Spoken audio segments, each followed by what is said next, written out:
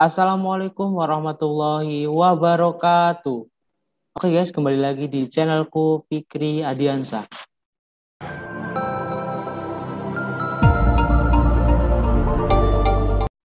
Oke, sebelumnya perkenalkan nama saya Fikri Adiansah, NIM 6211420085 dari Rombel Kesehatan Masyarakat. Oke, pada kesempatan kali ini saya akan mempresentasikan hasil kerja saya, yaitu judulnya olahraga pada penderita diabetes mellitus. Dosen pengampu Bapak Khairul Anam, SSI, MOR. Oke, langsung saja. Di sini pengertiannya diabetes mellitus dan olahraga. Apa sih pengertian diabetes mellitus? Diabetes mellitus merupakan kelompok heterogeneous sindrom yang bersifat multifaktor dan poligenik dengan ditandai oleh kenaikan kadar glukosa darah puasa sebagai akibat dari defisiensi relatif atau absolut hormon insulin. Sedangkan olahraga adalah serangkaian gerak raga yang teratur dan terencana untuk memelihara hidup, meningkatkan kualitas hidup, dan mencapai tingkat kemampuan jasmani yang sesuai dengan tujuan.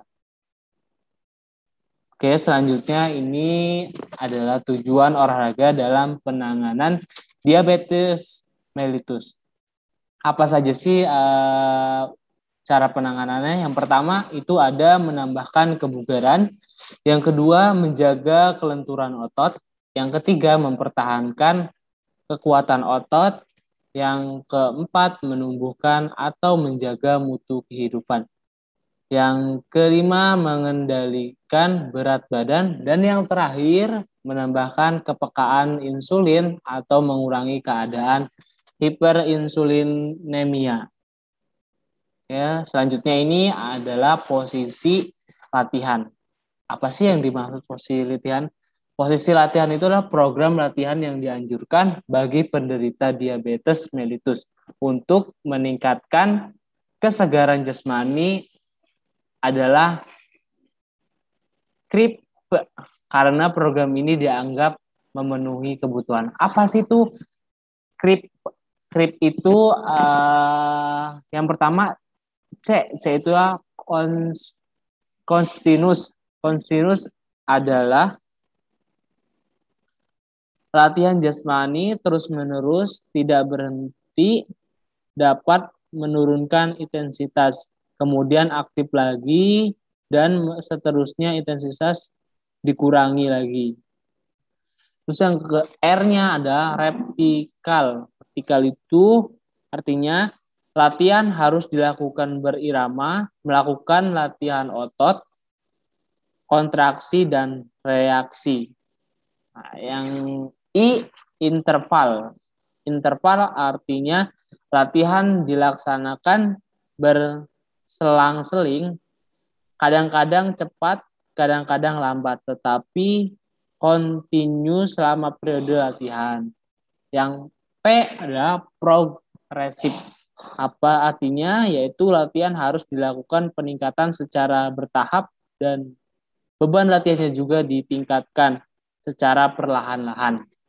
Dan yang terakhir adalah E, endurance. Endurance itu artinya latihan untuk meningkatkan kesegaran dan ketahanan sistem kardiovaskuler dengan kebutuhan tubuh penderita diabetes mellitus.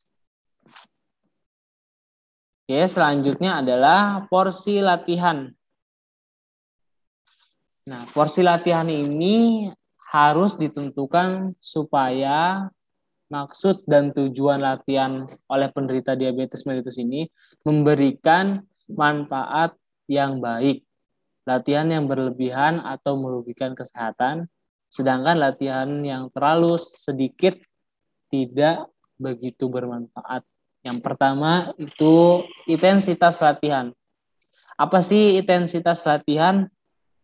Intensitas latihan itu untuk mencapai kesegaran kardiovaskuler yang optimal, maka idealnya latihan berada pada VO2 maksimal kisaran antara 50 sampai 85%. Yang kedua, lamanya latihan. Nah, lamanya latihan ini adalah untuk mencapai efek metabolik, maka latihan ini kisaran antara 30 sampai 40 menit dengan pemanasan dan pendinginan masing-masing 5 sampai 10 menit. Dan yang terakhir adalah frekuensi. Apa sih frekuensi? Itu adalah olahraga berkaitan erat dengan intensitas dan lamanya berolahraga. Menurut hasil penelitian, ternyata yang paling baik adalah 5 kali seminggu. Jadi kita latihan itu 5 kali dalam seminggu. Oke, selanjutnya resiko olahraga terhadap penderita diabetes mellitus. Resiko ini pada penderita diabetes mellitus berolahraga dapat menjadi kegiatan yang aman bagi penderita diabetes.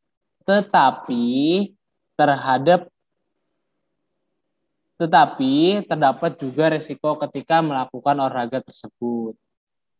Ada 3 masalah utama yang kerap menimpa penderita diabetes mellitus yang gemar berolahraga, yaitu hipoglikemia, hiperglikemia, dan yang terakhir penyakit degeneratif kronis.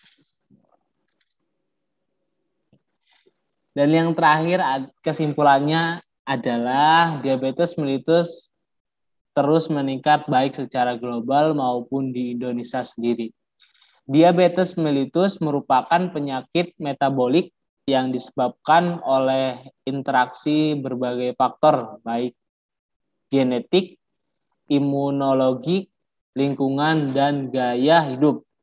Diabetes memiliki 4 pilar dalam penataannya yang